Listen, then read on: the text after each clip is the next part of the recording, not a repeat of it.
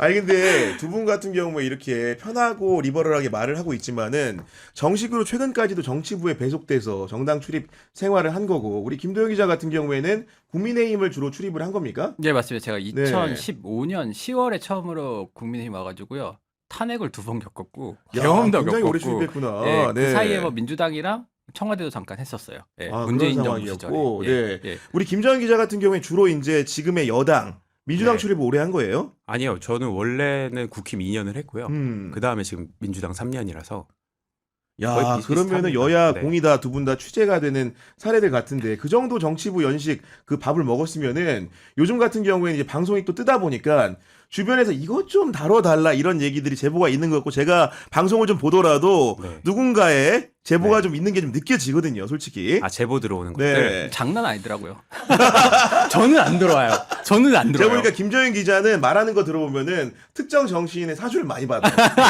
누구죠? 역시 선수는 다 아는 거야. 아니 근데 저는 딱히 이제 네. 취재원도 그렇게 그러니까 어떤 한 소스에 집중하지 않아요. 그러니까 이분과 연락하더라도 거의 한 달간 연락 안 하는 경우도 있고 그 다 두루두루 합니다. 그렇구나. 그러니까 네. 한쪽에 이렇게 집중하게 되면 그분이랑 저랑 뭔가 의존도가 너무 높아지기 때문에 은근히 되게 친할 것 같지만 대부분 다 그렇게 친하지 않은 관계들이 되게 아, 많습니다. 은근한 관계가 많이 유지되는구나. 자기 네. 취재 잘한다고 지금 자랑하는 거예요.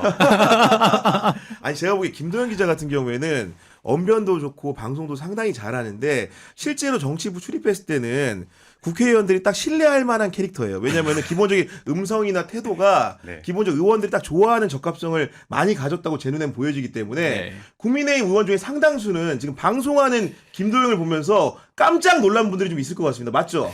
깜짝 놀랐다기보다는 왜 그러고 있냐?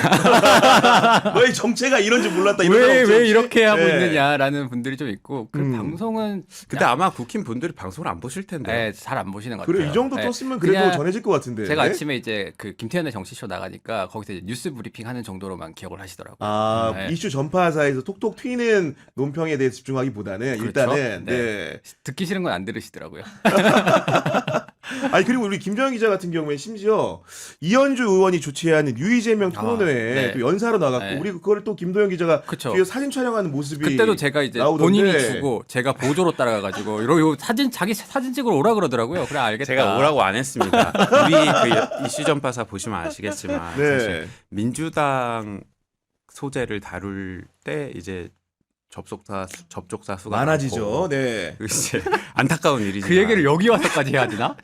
아니 그렇게 하기 때문에 그래서 이제 도영 형도 이제 취재할 게 있어야 되니까 이제 오신 거죠. 아니 그 유이재명 토론회가 상당히 어떻게 보면은 규모도 있었고 송영길 전 대표 같은 중량감 있는 분들도 참석을 네. 하셨는데 김영배 의원도 오셨고 네, 네, 맞아요. 실제로 그 연사로 섭외되는 과정 이런 건 좀 어떻게 되는 거예요? 딱히 없었어요. 그냥 네. 그 방에 보좌진이 아는 연락이 사이여서 왔고 네, 네. 나와달라고 해서 좋다 하고 그냥 나갔죠. 실제로 토론을 좀 해보니까 그날 네. 참석해보고 좀 어떤 느낌을 받았는지 궁금하거든요. 토론은 제가 그때 원래 2시간 하기로 했는데 5분 했습니다. 4시간 했거든요. 네. 토론회는 그중에 제 발언권은 5분이었습니다. 거기 또 스피커 입 열리는 사람들이 너무 많긴 했어, 솔직히. 그렇죠. 예. 그래서 제가 뭐 할 수 있는 게 별로 없었어요. 네. 근데 그냥- 선배도 아시겠지만, 선배도 말씀하세요. 아시겠지만 사실 국회 토론회라는 게 기자들이 토론을 취재 안 합니다. 앞에 정치인들 인사말만 워딩치고 그다음에 토론이 시작되면 나가잖아요. 다 나가죠. 그러니까 네. 이제 본인도 약간 주고받는 토론인 줄 알고 준비를 하고 갔는데 그냥 발언만 하고 거기서 이제 뭐가 더 안 좋아질 줄 몰랐던 것 같아요. 아, 쓱 정리되는 그런 형태의 토론회였구나. 네. 네. 그러다 그래서 보니까 네. 특히 근데 거기 오신 분들 말씀은 많이 들어서 그런 거 청취하는 건 의미가 있었어요. 그리고 이제 그 자리에서 이제 주목받았던 얘기가 어떤 거였냐면은 내가 김어준 콘서트를 갔는데 네. 거기서 열기보다 현장에 계신 토론회의 분위기가 훨씬 더 뜨겁다. 네. 이런 취지의 또 발언을 정부적으로 잘 건넸어요 보니까. 거기가 네. 딱 가니까요. 제가 멘트를 뭐를 해야 될지 되게 고민이 되더라고요. 제가 생각했던 플로우로 전혀 흘러가지 않았어요. 그 토론회가. 그래서 막 환호성이 나오고 막 이랬잖아요. 토론회에서. 그래서 이거 되게 딱딱하게 가는 거는 아닌 것 같다 해서 조금 아이스 브레이킹을 해야겠다라고 생각해서 그렇게 했고. 일부러 네, 근데 주변적인 그때- 소재를 던졌다. 네, 실제로 뜨겁긴 뜨거웠습니다. 그때가. 현장 분위기가. 네. 그러니까 현장 분위기 어떤 느낌이냐면은 뭔가 이제 통상의 토론회는 뭐 규격화돼 있고 정형화돼 있기 때문에 약간 의례적인 박수가 나오는데 여기는 환호와 함성이 나와서 제가 놀란 거예요. 전 토론회 가가지고 네. 제 이름을 호명해 주시는 분들을 처음 뵀습니다. 연호를 하더라고요. 아, 연호를 하고. 김정현 막 이러더라고요. 그러니까 그런 분들 같으면 실제로 김정현 기자를 좋아해서 보러 온 사람일 가능성이 높은 거 아닙니까? 아이, 설마요. 그러진 않고. 아, 그런 사람들이 실제로 있었고. 네. 왔다가 이제 쟤도 있구나 해가지고 이제 민망하지 않게. 아니 그게 아니고요. 네. 사실은 이제 가니까 이제 뉴 이재명 분들이 이제 김재영 기자한테 이제 사진도 같이 찍어달라고 하고 야, 그런 그 요청들이 정도야. 있어요. 네. 저만 찍은 거 아니고요. 김도영 기자도 그때 저는- 인증샷 많이 찍고 갔습니다. 아 많이는 안 찍었고 저 이렇게 딱 이렇게 서 있었는데 어느 분이 갑자기 사진 좀 찍어달래요. 그래갖고 아예 카메라 주세요 이렇게 받았거든요. 그래갖고 찍어달라고 아니 그게 아니라 자기랑 같이 찍어달라고 하는 거예요. 그래갖고 되게 감사한 마음에 찍긴 했죠. 야, 정말 이렇게 누군가가 사진을 공개적인 장소에 찍자고 한다는 거는 그 김도영, 김정현 기자 두 분의 인기 자체가 기본적으로 굉장히 상승 추세라는 건데 이런 상승 추세에 다시 한번 부스터를 달아준 사람이 있는데 바로 유시민 작가님이 우리 이슈 전파사를 우리 흔히들 얘기하는 콜아웃이라고 합니다. 통상 랩 배틀을 하거나 아니면 격투기 경기장에서 특정 선수를 지목하면서 너 나와 이런 건데 이런 지목당함을 당하는 행위가 있었는데 예. 좀 어떤 느낌을 받았어요? 아 사실은 저는 되게 어린 시절부터 유시민 씨를 좋아했거든요. 그래가지고 책도 많이 사보고 그다음에 제가 고향이 안동인데 굉장히 문화적으로 척박한 곳이에요. 정치적으로도 그렇고 별로 볼 수 있는 게 없어요. 근데 그래갖고 오랫동안 그분으로부터 많은 지적인 영향을 받으면서 자라왔는데 네.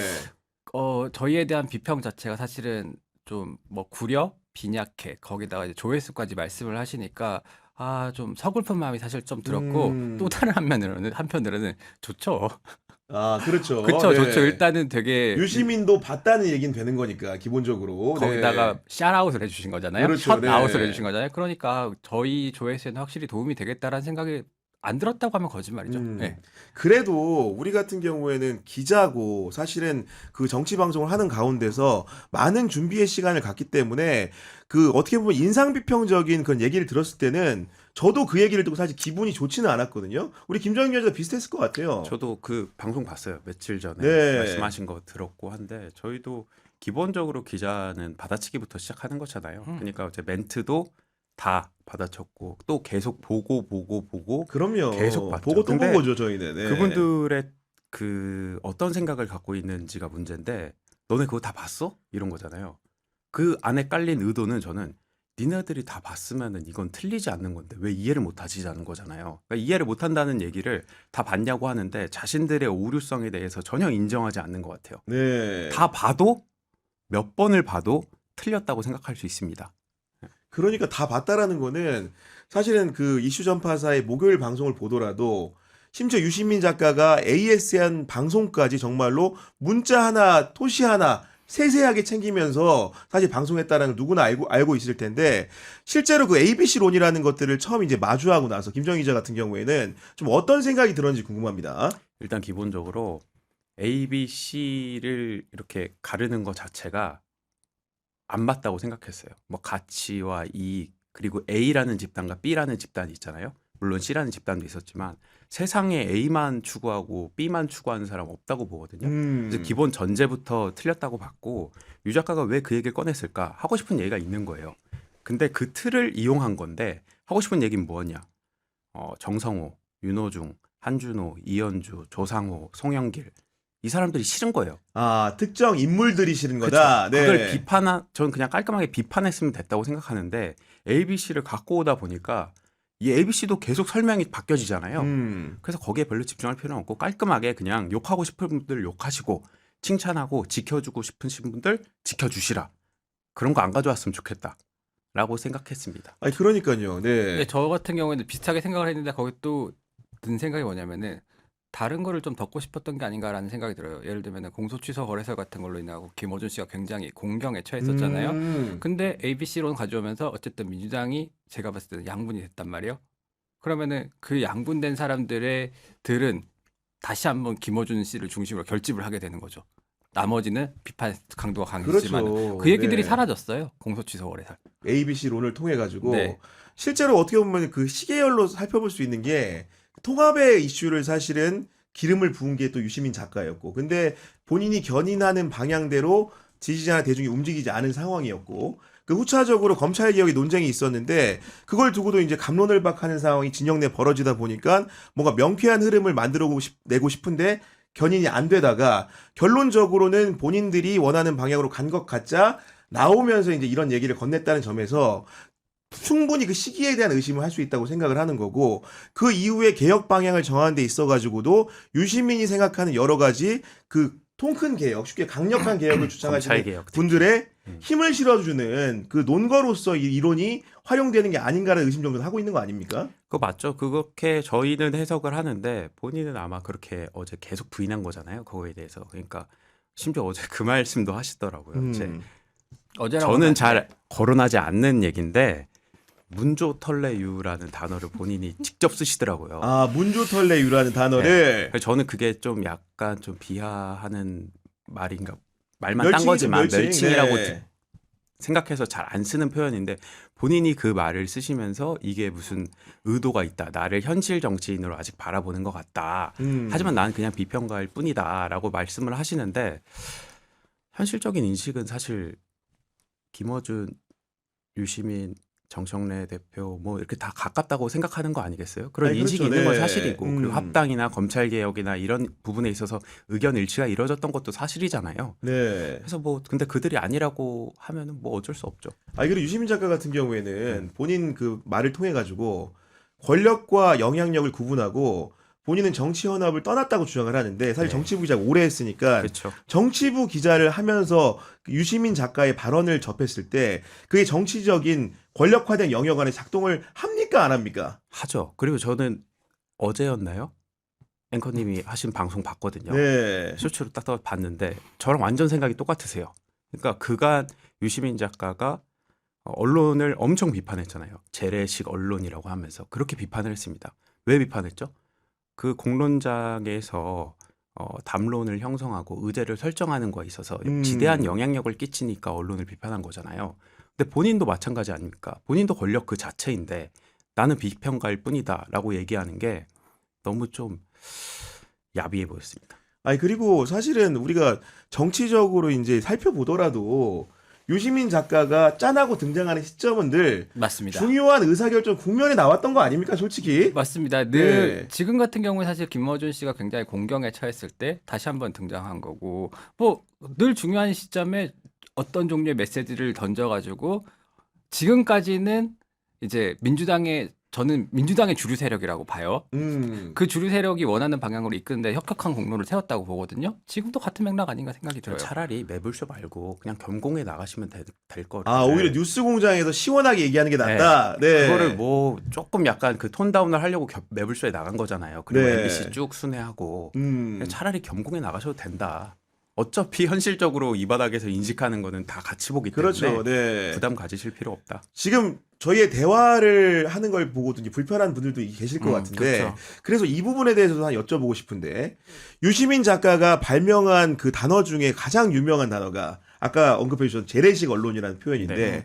우리 재래식 언론에 복무하는 그러면서 유튜브로 하는 특이한 정체성을 가진 사람으로서 유시민 작가의 재래식 언론이라는 평가에 대해서 좀 어떻게 생각하십니까? 저는 사실은 거기에 그렇게 매몰되지 않으려고요. 왜냐하면 재래 언론이라는 말 속에는 우리는 오래되고 나쁜 것이라는 의미를 담아서 그렇게 계속해서 쓰는 거잖아요. 근데 보통 그럴 때에 있어갖고 저희가 매몰돼서 왜 우리가 재래냐, 뭐 여기 논쟁에 파묻히게 되면 할 수 있는 말이 없어요. 그래서 저는 그거를 유쾌하게 받아들이고 싶어요. 아, 재래식 언론이라는 표현을 웃고 예. 소비하자. 보통 네. 그런 식으로 저항이 일어나거든요. 예를 들면 풍자를 한다거나. 저는 이미 권력 관계가 뒤집혔다라고 생각을 해요. 언론사와 이제 뉴 미디어 사이에 그런 관계에서 저희가 이제 상대적 약자로서 이제 그분들의 재래 언론 공세할 수 있는 거는 아 그래 우리 재래 언론 맞다. 근데 우리는 이렇게 열심히 한다라고 얘기하면서 풍자의 영역에서 받아들이고 싶어요. 야, 이 좋은 접근인데 우리 김정희 기자도 이런 분석 틀에 동의합니까? 동의하는데요. 네.